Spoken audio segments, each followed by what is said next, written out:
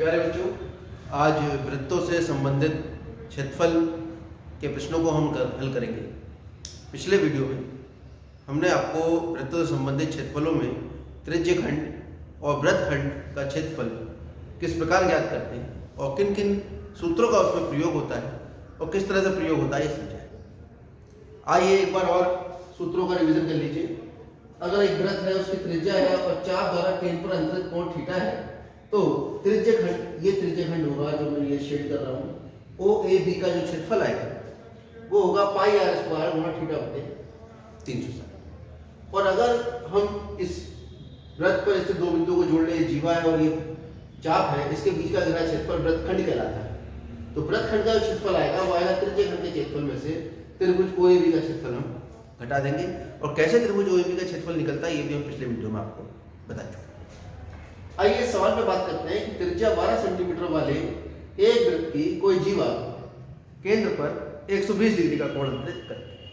इस शब्दावली का चित्र के रूप में अगर निरूपण किया जाए तो हमारे पास एक वृत्त है, ये हमारे पास है। इस वृत्त का एक केंद्र है।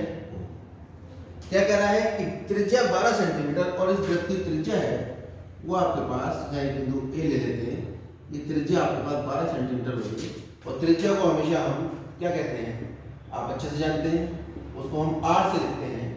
तो वृत्त की त्रिज्या आपके पास आ जाएगी r बराबर 12 सेंटीमीटर। पहली इंफॉर्मेशन हमारे पास आ जाएगी।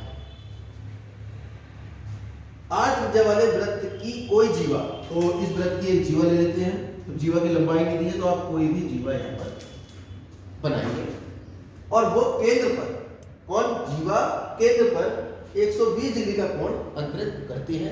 तो जीवा केंद्र पर कैसे कोण अंतरित करेगी? जीवा के दोनों बिंदुओं को आप वृत्त के केंद्र से मिलाइए, ये जो कोण आएगा आपके पास ये 120 डिग्री। और जीवा किसे कहते हैं? वृत्त पर स्थित दो बिंदुओं को मिलाने से प्राप्त रेखा खंड वृत्त की जीवा कहलाता है। और इन दो बिंदुओं को अगर केंद्र से जोड़ दें तो ये जीवा द्वारा केंद्र पर अंतरित कोण है। तो ये कोण ए ओ बी इस जीवा ए बी द्वारा केंद्र पर अंतरित कोण है, यानी केंद्रीय कोण।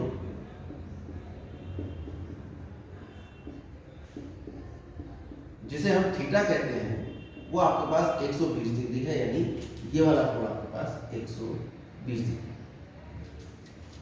अब आपको संगत वृत्तखंड का क्षेत्रफल ज्ञात करना है।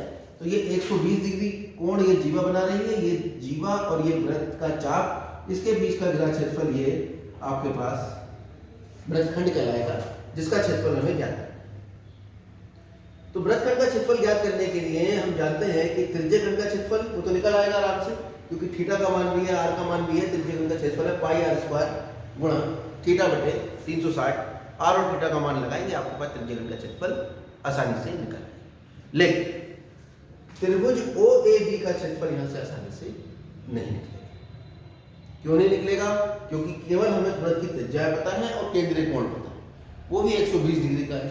अगर कोण 90 डिग्री होता, 60 डिग्री होता तो हम बहुत जल्दी इसका क्षेत्रफल निकाल लें। तब क्या करें? तब हम यहाँ पर एक रचना करनी पड़ेगी।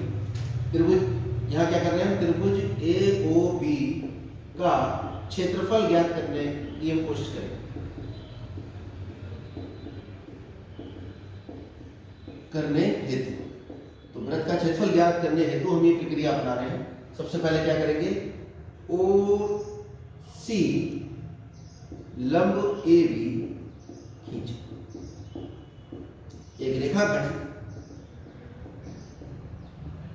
ओ सी हमने खींचा है जो कैसा है, वो ए बी पर लंब है। ये हम अपनी तरफ से इसको बना, ये सी, ये सी बिंदु यहाँ लेते हैं, कहीं भी लेते हैं, लेकिन हमने विशेष बिंदु लिया है और क्या किया है, ओ से ए बी पर एक लंब डाला है जिसको हम ओ सी नाम रखा है। और ये लंब आकर जब ए बी पर गिरेगा तो ये बिंदु सी कहलाएगा। इसे आप ये भी कह सकते हैं कि बिंदु ओ यानी केंद्र ओ से रेखा खंड ए बी पर या जीवा ए बी पर हमने एक लंब डाला। और हम जानते हैं कि केंद्र से जीवा पर डाला गया लंब जीवा को समद्विभाजित करता है, ये बात भी हमें मालूम है, क्योंकि केंद्र से जीवा पर डाला गया लंब जीवा को क्या करता है, ये आपने 9th क्लास में पढ़ी है, समद्विभाजित करता है।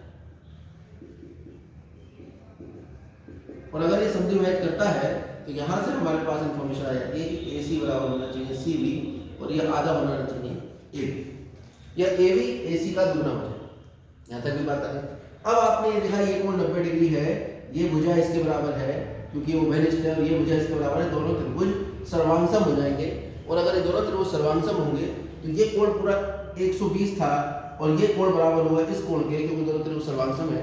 तो 120 होने के कारण ये कितने कितने हो जाएंगे, 60 डिग्री हो जाएंगे। तो हम ये लिखेंगे स्पष्टतया,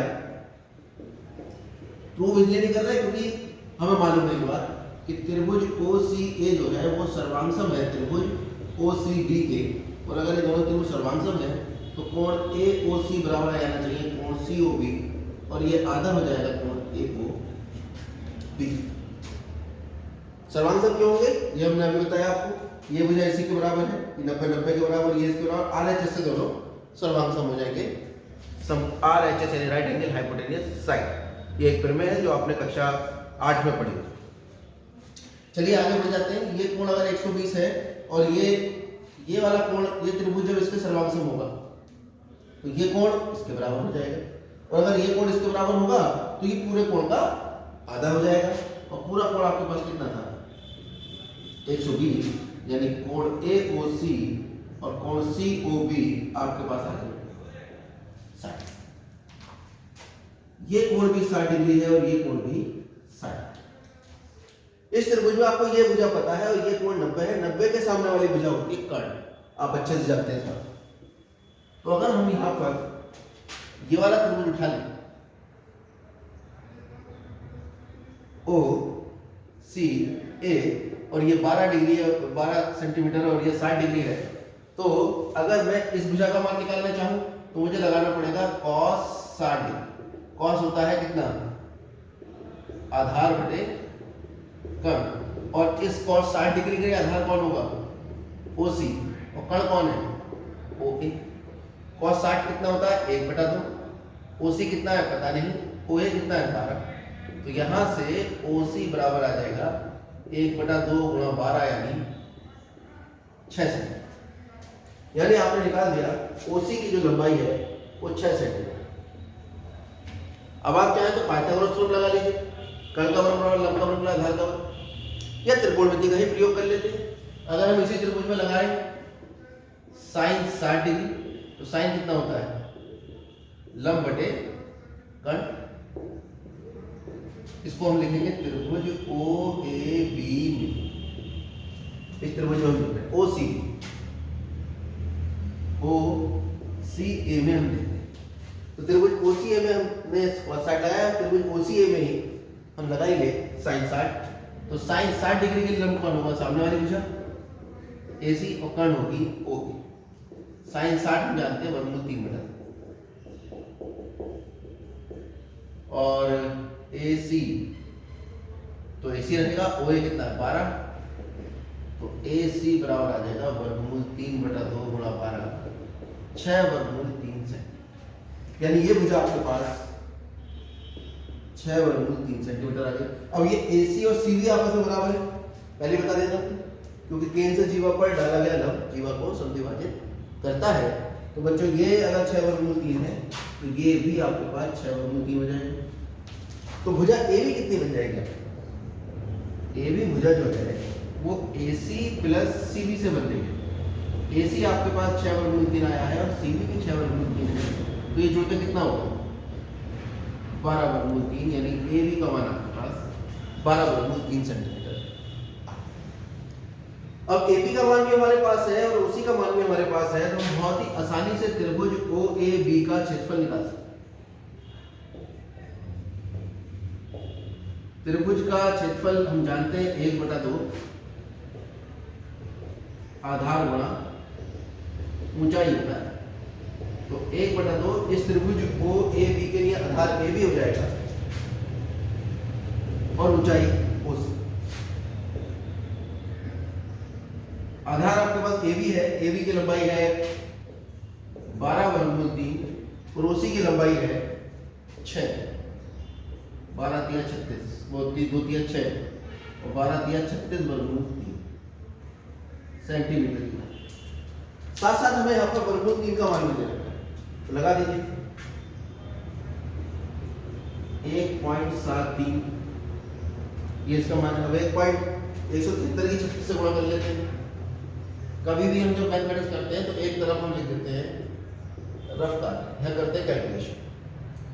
173 की गुणा करनी है 36, 6 × 18 और 7 × 42 और 1 43, 6 × 6 4, 10 3 × 9, 7 × 21, 3 × 3 और 2 5, 8 9 3 12, 1 और 1 2, 5 और 1 6। ये आपके पास आ जाएगा 62.28 सेंटीमीटर।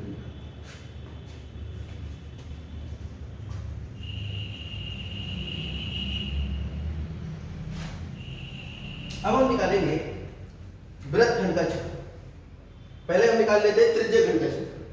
त्रिज्य खंड का क्षेत्रफल आपका आएगा पाई r² थीटा बटे 360 और वृत्तखंड का क्षेत्रफल निकालेंगे पूरे त्रिज्य खंड के क्षेत्रफल में से त्रिभुज OAB का क्षेत्रफल घटा देंगे।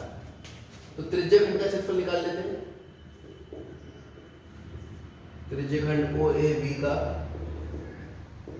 क्षेत्रफल कितना आएगा हम जानते हैं, पाई r² गुणा थीटा बटे 360। पाई का मान कितना है बता रखा हुआ है 3.14, ये ध्यान रखेंगे। जनरली 22/7 रखते हैं, लेकिन अगर पाई का मान उसने बता दिया आपको कि 3.14 है तो आप पाई का मान 3.14 ही रखें।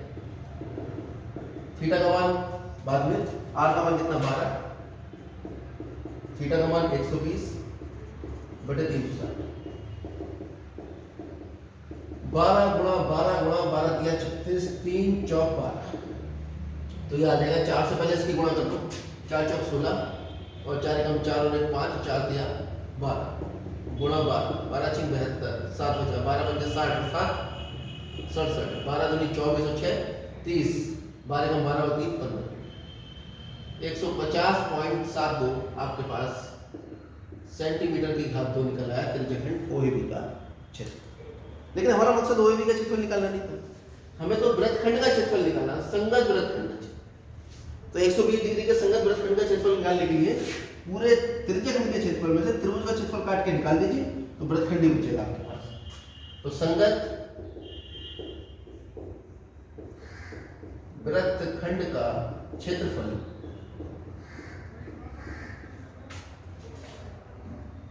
बराबर त्रिज्य खंड का क्षेत्रफल माइनस त्रिभुज OAB का क्षेत्रफल। त्रिज्य खंड का क्षेत्रफल आया निकलकर 150.72 और त्रिभुज OAB का क्षेत्रफल निकलकर आया है 62.2। घटा लीजिए इसको, 150.72 और 62.2